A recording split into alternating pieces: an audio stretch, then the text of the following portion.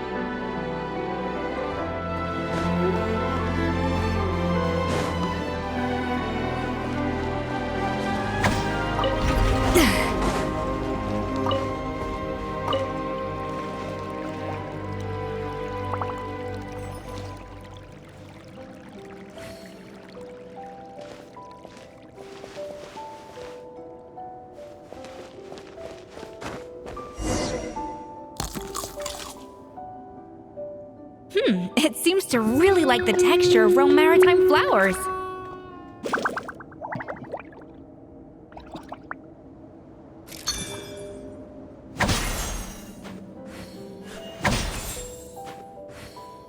Yeah.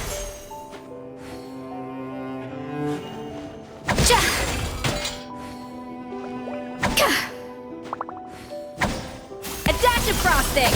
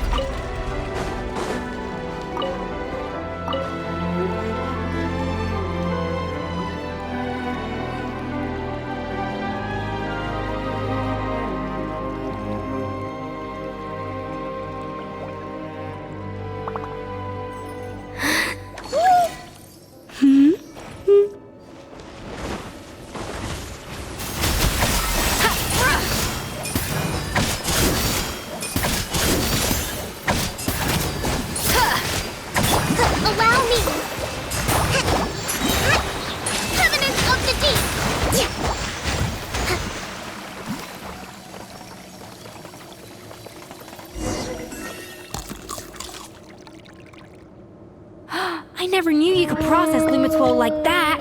Alright, I've got to jot this down. Lumitwols and maritime flowers. This could open the door to a whole new world. Yep, that's literally the plan. Wait, hold on. Which door are you talking about?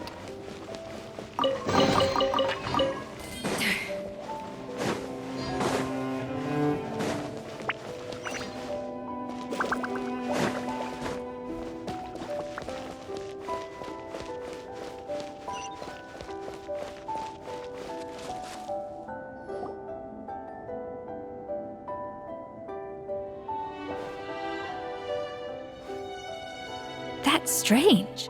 These don't look Romorian to me. More like last century Fontaine. Adventurers from last century Fontaine, huh? Oh, Modeste and Savelli, do you think they camped here? By the looks of it, this was a one-person camp.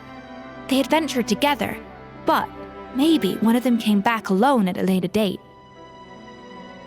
Huh, you really think so? Trust our adventurers' instincts. We're pros at this stuff, just like you're a pro in the kitchen. Okay, well, the Traveler has more adventuring experience overall, but Paimon's definitely a pro rummager from all those treasure chests. Darn it! Paimon was just about to show off her rummaging skills! Huh, no kidding. Are all adventurers so obsessed with journaling? I mean, I guess I take a lot of notes when I'm cooking as well, but I thought that was just me. Anyway, let's find out who was here. It's been years since I've last visited these ruins. It's exactly the way I remember it. This place probably hasn't changed in millennia. Sadly, up above, on dry land, everything has changed. The treasure of Remoria. That's what we used to call it. Modeste was right about its potential. It turned Gâteau de Bourg into a national sensation. Our limited stock of the substance meant that the gâteau could only be produced on a small scale, but this only drove up the popularity all the more. Modeste was right about that too.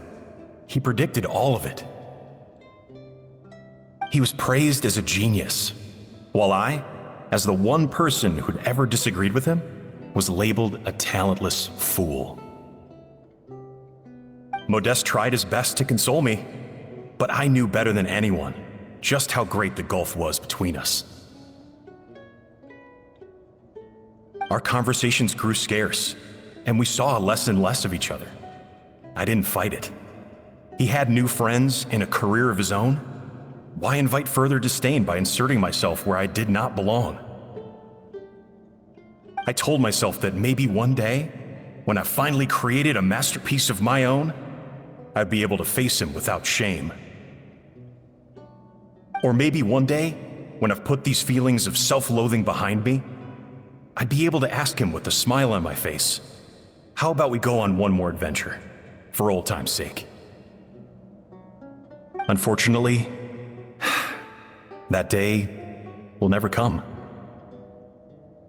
So it was Savelli. From the sounds of it, he came back after Modeste had already died. I always thought it was just a legend. But if it's true, then this must be the place where they found their secret ingredient, the birthplace of Gâteau de Bourg. In that case, what does that say about the death of Modeste? If it's all true, maybe Savelli really did have something to do with it.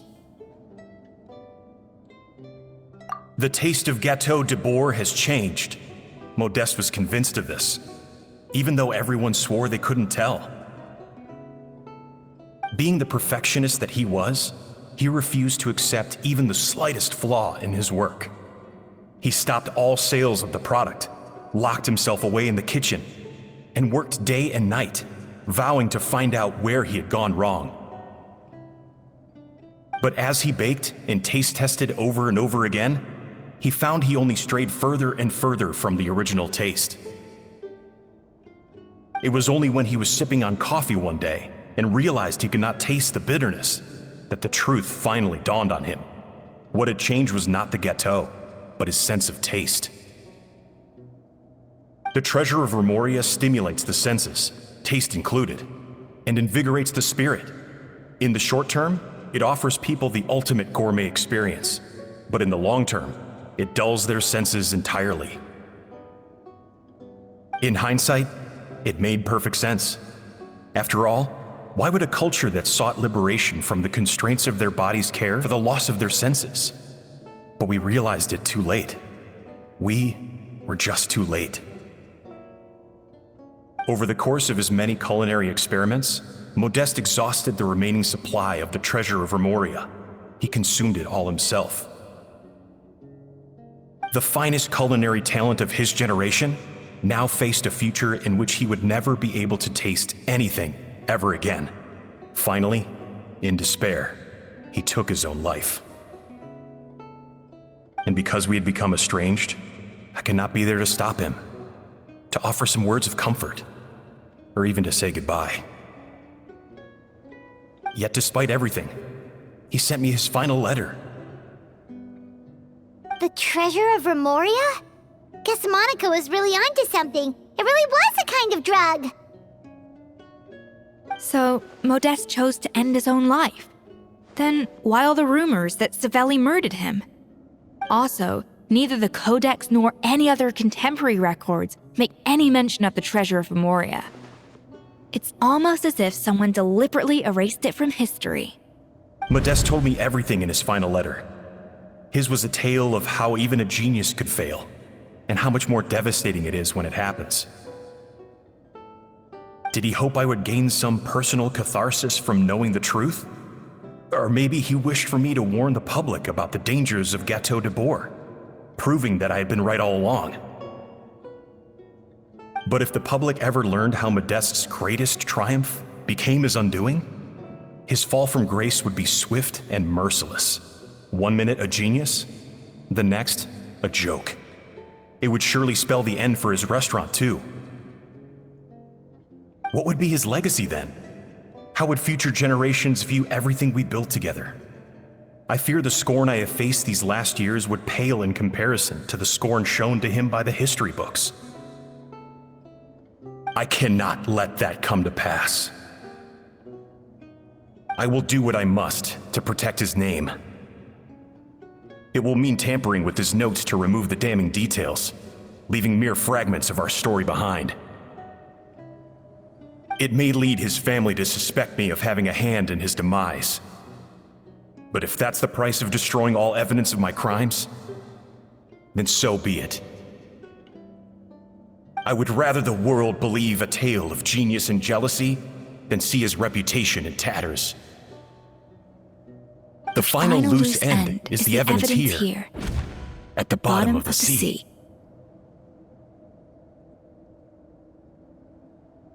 Huh? What's wrong? Didn't we say Savannah should be safe for now? So we thought, but if Monica finds out what happened to the treasure, there's no telling what she might do.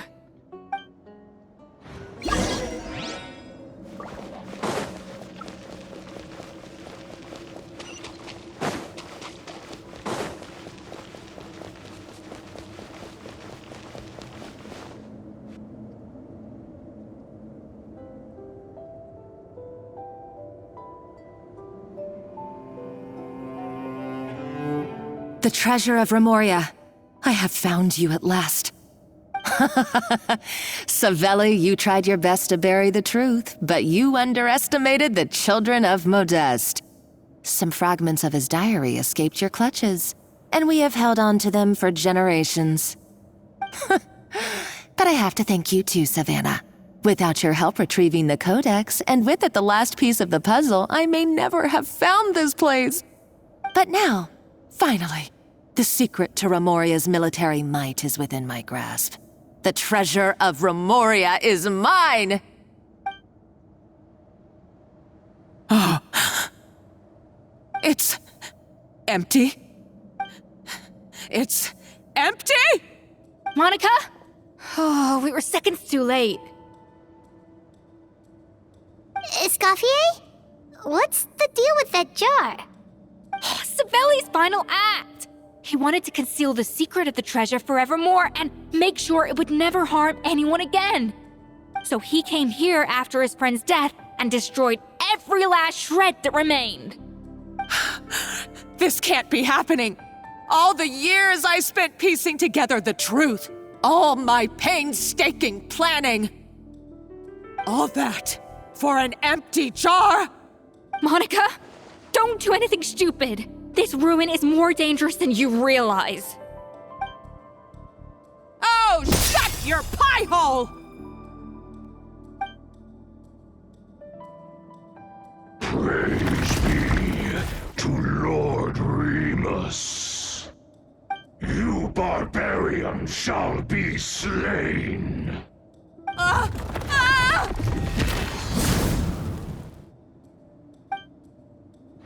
She's a nutcase!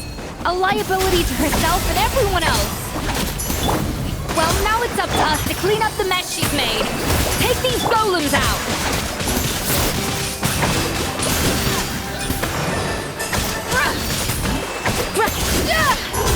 Bon appetit!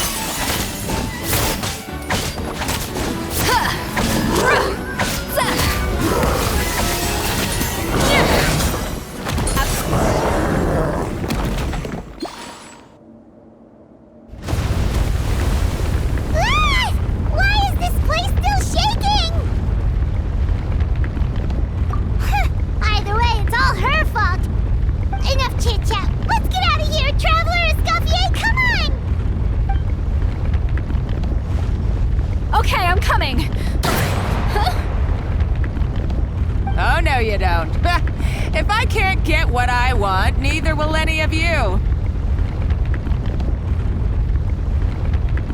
I've got nothing to show for my life's work so far. But if I can take another so-called genius down with me in my final moment, then it was all worth it. You're a psycho!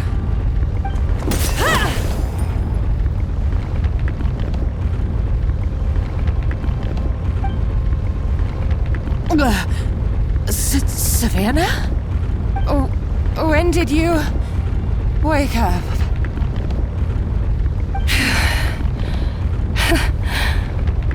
I may be a lousy chef, but it looks like I'm not a complete waste of space. Traveler? Okay, let's go!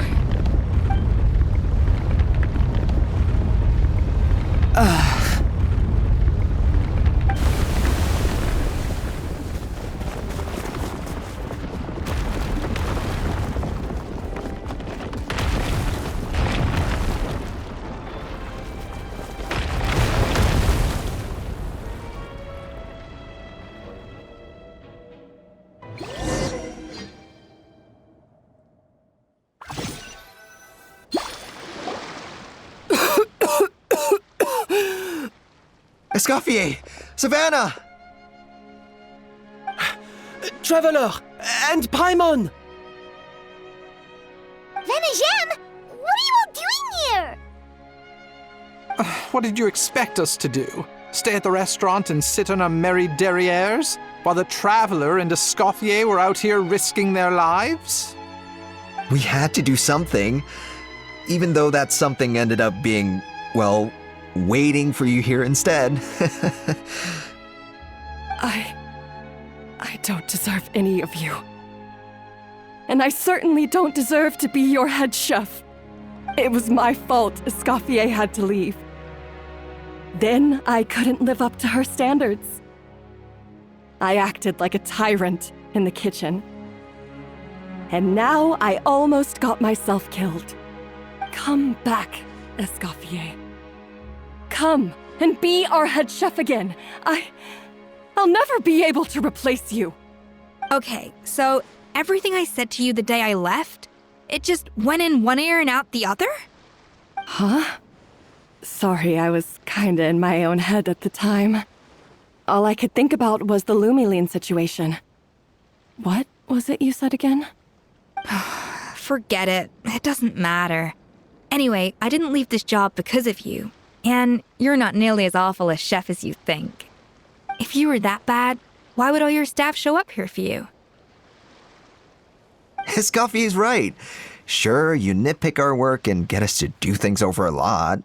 But when it comes down to it, you're the one who's always doing whatever it takes to make sure the customers get served on time, every time. Things were pretty rough after Escoffier left, and Savannah's the only reason we've been able to make it through. Our customers know that Escoffier doesn't work for us anymore. But the fact is, they keep coming back. If that's not an endorsement of your work, I don't know what is. At the end of the day, we're all human, and we all make mistakes. All we can do is recognize where we get it wrong and do our best to improve. That's all that's humanly possible. No, I get what you're saying, but what I did to Firmin and to Escoffier, it's unforgivable. Well, about that, there's someone else here to see you, Chef. It's been a while, Chef Savannah. Firmin? I'm so sorry. I put far too much pressure on you. And the way I stubbornly refused to go and see you after you fell ill. There's no excuse. But I'm too late, aren't I? The damage is done. I heard that you can't even hold a kitchen knife anymore. Actually, I think I'm going to be just fine. Huh?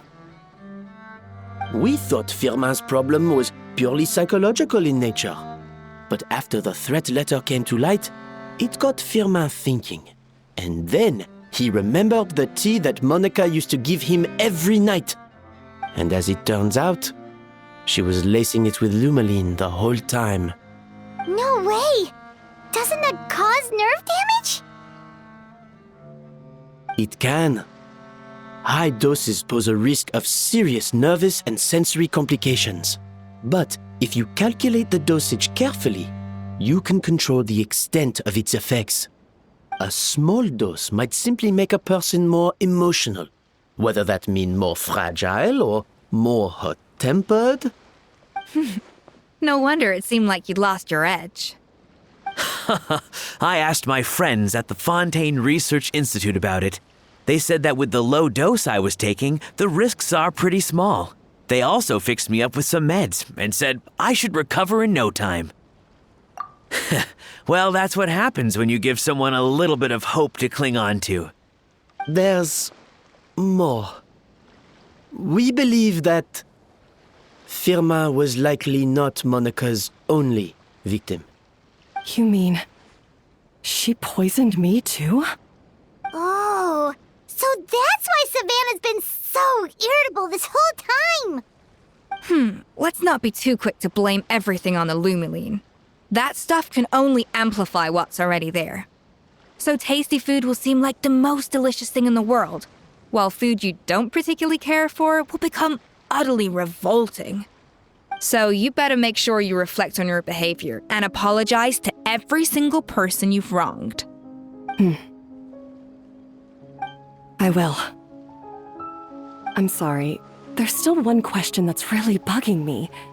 Why is it that no matter what I do, my Gâteau de Bourg never tastes the same as yours? Is it just...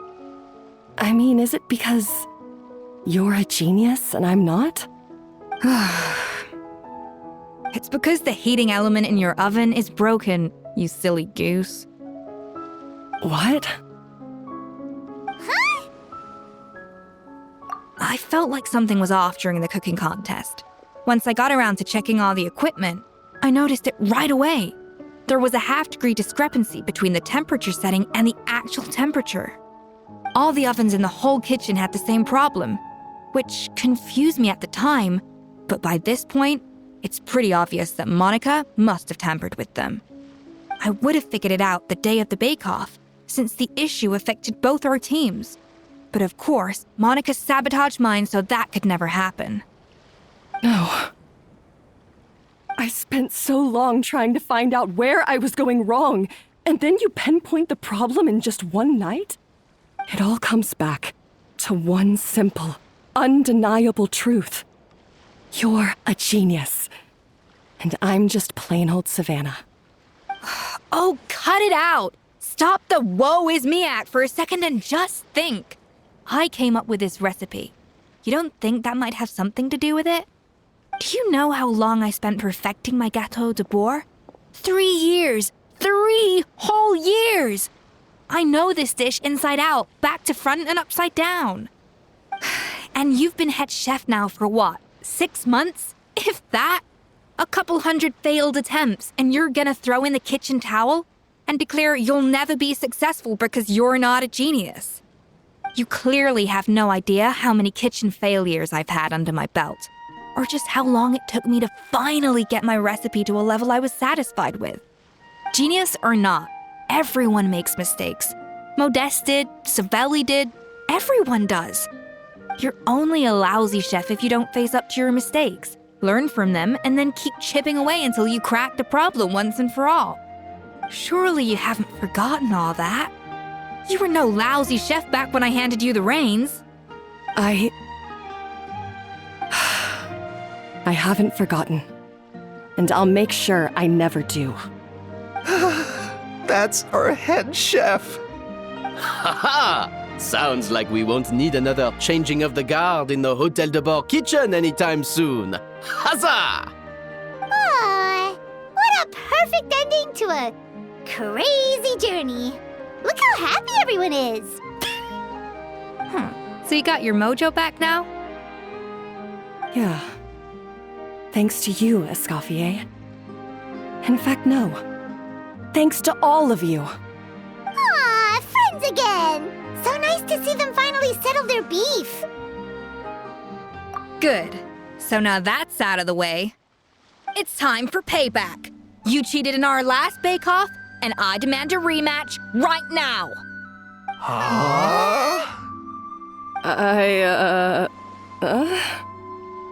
But that was mostly Monica's fault, wasn't it? Right. And also, does it have to be right now? Savannah's only just got her mojo back, and you barely escaped from a death trap. No excuses. This is a cooking contest between two top chefs, and nothing will stand in its way. So grab your spatula and get ready, because this rematch is happening today, right now, this instant. Hey, so, this whole time you were salty about losing? The second cooking contest commences now! This time, no more games, and no holding back!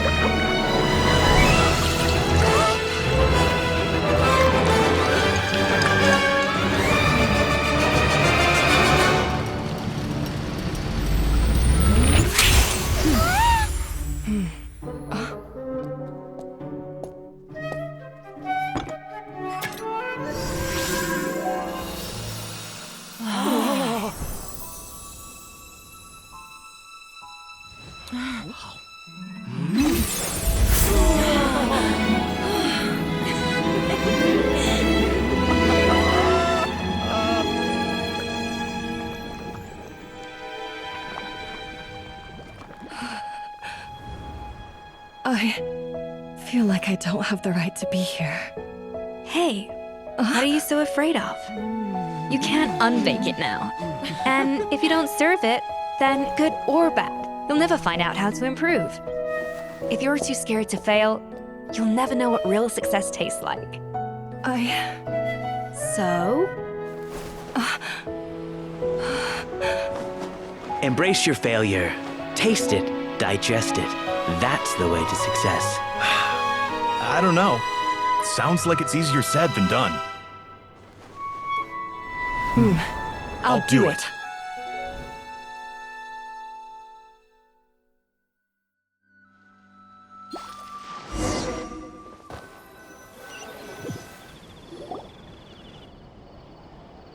The results are in! A landslide victory for Escoffier! Quite rightly, too. Piece of cake.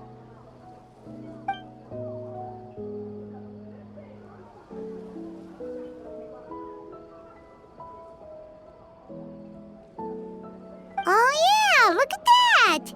Savannah looks pretty chipper too, considering she lost.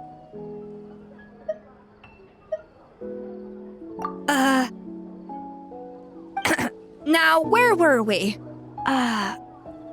Yes. Do you have any more questions for me after everything that's happened? I thought Navia would have filled you in. And actually, I said all this to Savannah before I left. Although, as we saw, I don't think any of it sank in. I had two reasons for leaving. One was the food safety incident, of course, but the other was that the Hotel de Boer had reached a point where it didn't need me anymore. So I decided to step down and look for new opportunities to improve myself. Improve how? Well, a while back, I got to know a fellow chef from Liyue, and in her, I saw so many new possibilities. She has that same adventurous spirit that Modeste and Sibeli had in their youth. Slime mucus, lizard tails. With her, nothing's off the table. There's a whole world of new flavors out there waiting to be explored, hiding away in ingredients we overlook. Case in point, remember those Romaritime flowers down in the ruins? I used them in the cooking contest just now. Did you taste the difference? What? Paimon didn't notice at all.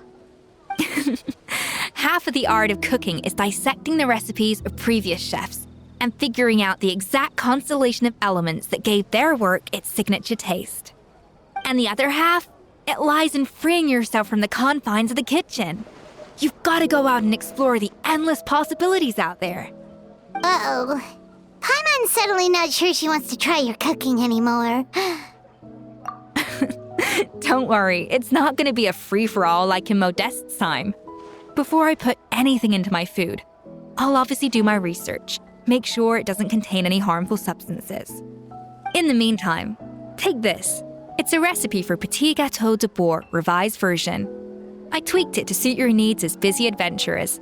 Hope you enjoy, and remember, feedback is always welcome. All right! So, do you ever see yourself returning to Hotel de Bourg? Oh, of course. I've already promised Vanishem that I'll come back every once in a while to make sure the quality of the food remains at an acceptable level. You know, Paimon's still a little disappointed that we never got to see the treasure of Remoria.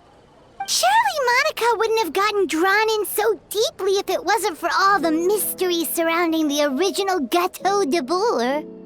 She practically dedicated her life to finding the lost pieces of Modeste's diary.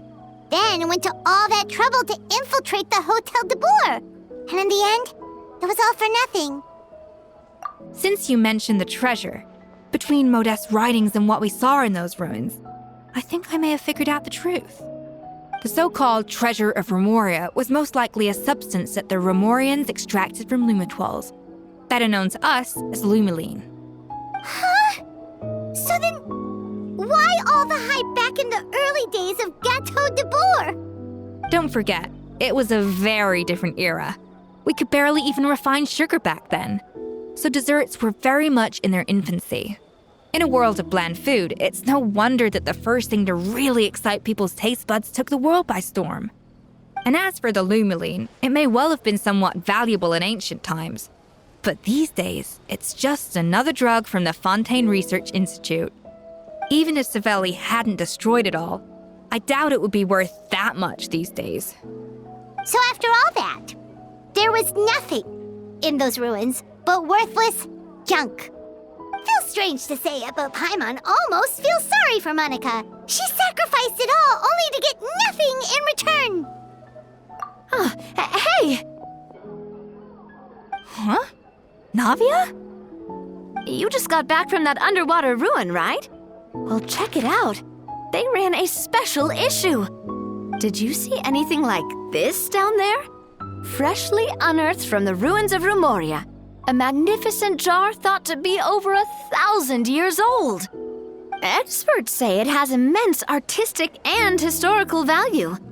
It could be worth an absolute fortune. Wait, isn't that the jar they used to hold the treasure? If only it was still in one piece. Some butterfingers must have dropped it or something. Ugh, it's such a shame.